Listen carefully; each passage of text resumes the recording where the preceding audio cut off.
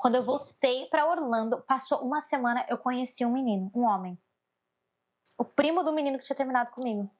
O primo do menino que tinha terminado comigo. Bem rápido, outra cilada. E aí ele falou, olha, eu sempre fui apaixonado, sempre gostei de você. E ele era mais velho, e ele já era assim, um empreendedor, ele era um homem mesmo. E ele me tratava igual uma princesa. E assim, foi muito delicado o relacionamento, que a gente começou como amigos, uma amizade, sabe?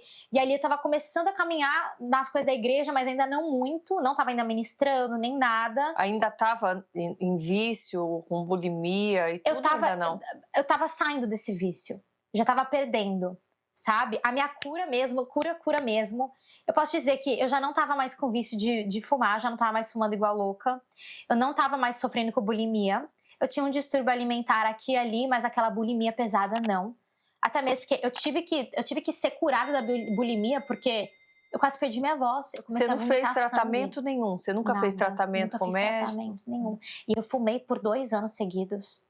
A minha voz era pra eu não ter voz hoje. Porque assim, eu fiquei quase assim, uma semana sem conseguir falar. De tanto que eu vomitava sangue. Assim, eu já quase perdi minha voz. Era pra eu não ter voz hoje. Se eu tenho algum tipo de voz, é Jesus, é o Espírito Santo. Porque pela força humanamente era pra eu já ter perdido a minha voz. E aí eu conheci esse menino, a gente começou a ter um relacionamento. E ele me pediu em namoro. E aí eu comecei a trabalhar com ele. Comecei a trabalhar na empresa dele. Comecei a criar muito relacionamento com os pais dele. Comecei a apaixonar por ele.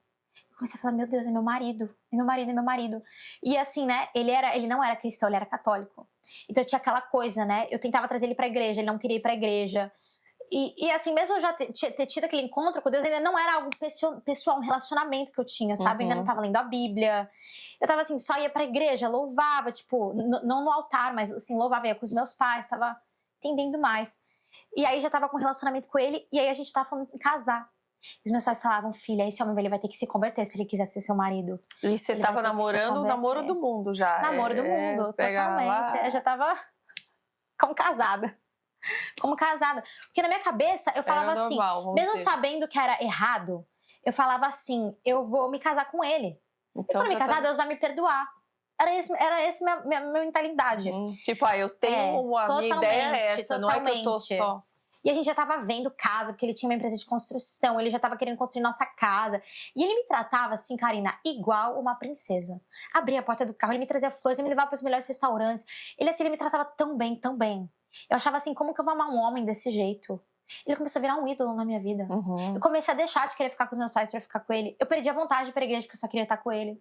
Eu comecei a colocar todo o meu coração nele. Eu abri meu coração de um jeito pra aquele homem.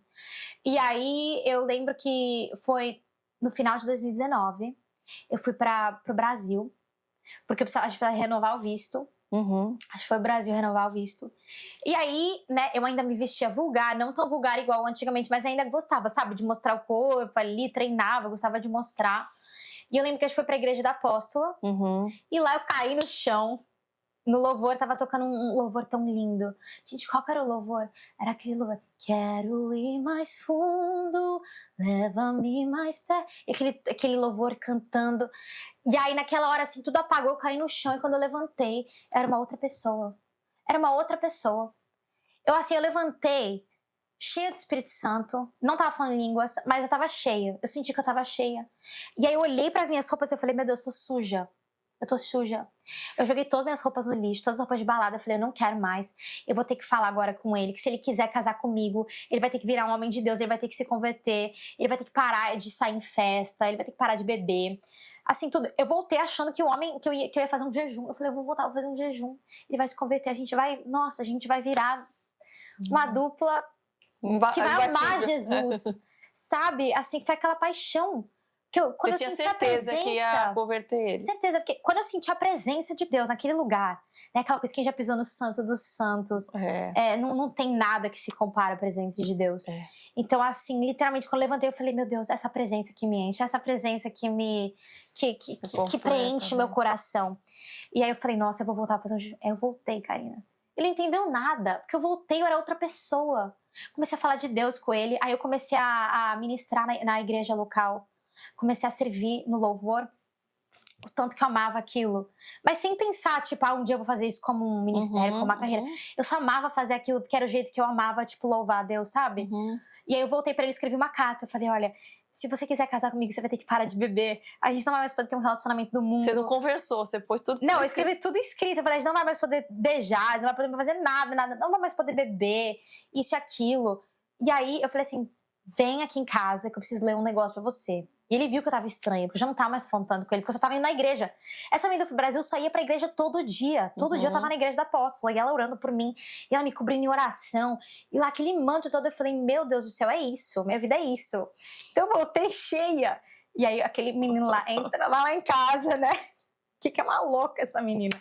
Já estão falando em noivado, já tinha pedido minha mãe em noivado, meu pai. É aquele momento que as pessoas falam, ó, fizeram lavagem cerebral nela. Exato. Ele achou que eu tava louca. É a lavagem espiritual do Espírito Santo. Ela nos lava por completo. Ele achou que eu tava tão louca que ele me colocou na terapia com ele. Ele falou, vamos fazer uma terapia de casal. Ele falou, vou na igreja, mas você vai na terapia comigo. Tá. Eu falei, ok, né? E a terapeuta era ateia. Então, tipo, ela não entendia nada. Falou, achou que tava doida. Falou, essa daí tá doida. Falou, tá doida mesmo. E aí, quando ele foi em casa, eu li aquela carta. Aí eu falei assim, eu não quero uma resposta agora. Eu quero que você pense bem e que você volte, porque se você voltar é porque é de Deus. E naquele tempo que ele tava pensando, eu tava lá jejuando, sem brincadeira. Eu só comia, tipo, maçã e salada. Eu nem sabia fazer um jejum direito. Mas eu fazia, tipo assim, eu fazia do jeito que eu sabia, sabe? Aí eu comecei a ler a Bíblia. Aí eu comecei a mergulhar na Bíblia, eu comecei a me apaixonar. E aí, esse menino volta. 10 dias depois, volta magro. Porque tava em jejum volta também? Magro. Aí detalhe, né?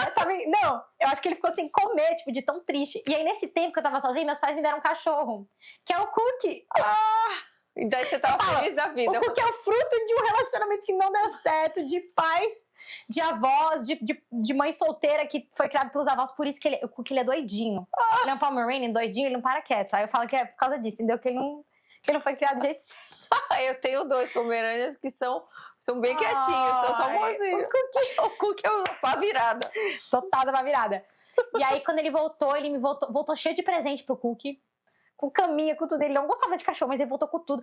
Aí ele voltou e falou pro meu pai, eu só não vou virar pastor, mas eu me comprometo, eu vou na igreja, eu vou aceitar Deus. Eu quero isso pra minha vida, porque eu amo a sua filha, eu vou fazer qualquer coisa pela sua filha. Então ele tava fazendo por mim, né? Não por Deus. Aí ele foi na igreja e tal, ficou até indo na igreja uns tempos. Aí até que eu lembro que o pastor, ele falou assim, quem quer aceitar Jesus? É um culto que eu tava cantando. Ele aceitou Jesus. Ele foi lá, aceitou Jesus, levantou a mão, aceitou Jesus. Eu lembro que eu fiquei de joelhos no altar, eu comecei a chorar. Eu tava tipo, nossa, Deus, obrigada. Eu passei por isso também, eu sei o que é. Nossa, eu imagino. Eu falei assim, gente, é agora, Senhor. Você vê aí, como a ação sem a verdadeira intenção não resolve, total, né? Não. Eu vou chegar aí. É nada, nada. E aí, beleza, né? Aí, tava dando um tempo, ele começou a criar trabalho durante os domingos. Pra ele trabalhar durante os domingos. Pra não precisar ir ter uma desculpa. Aí eu falava, amor, por que você não tá vindo? Não, eu já vou ministrar, vamos estar comigo, vamos estar na casa de Deus. Aí ele, então, hoje eu tenho um trabalho, desculpa. Aí eu, nossa, mas domingo é o dia do Senhor. Aí ele, bom, mas eu que vou ser o provedor do nosso lar. Então eu preciso, né, tá bancando. E que eu começou a me entristecer. Porque daí já começa a usar palavras da Bíblia pra te convencer. Exatamente. Você vai, mas eu vou ser o sacerdote, provedora, exatamente. Tô vendo. E ele assim, sabe, eu acho que é lindo você cantando, mas eu gosto quando você canta pra mim. Canta na igreja como um hobby, mas o seu trabalho... Ele abriu uma empresa pra mim de marketing. Ele falou, eu te vejo fazendo marketing.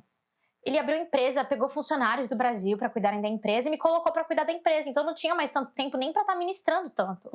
Sabe, porque eu tava tão corrida com as coisas da empresa dele, com as coisas da empresa agora que ele tinha aberto pra mim. Tinha gente que eu tinha que, né, guiar e tal. E aí, ele tava indo pro Brasil, passar 3 meses no Brasil pro aniversário do avô. E ele falou assim, quando eu voltar, a gente vai ficar noiva, a gente vai se casar, a gente vai mudar pra longe daqui. Porque eu tô achando que isso tá entrando na sua cabeça.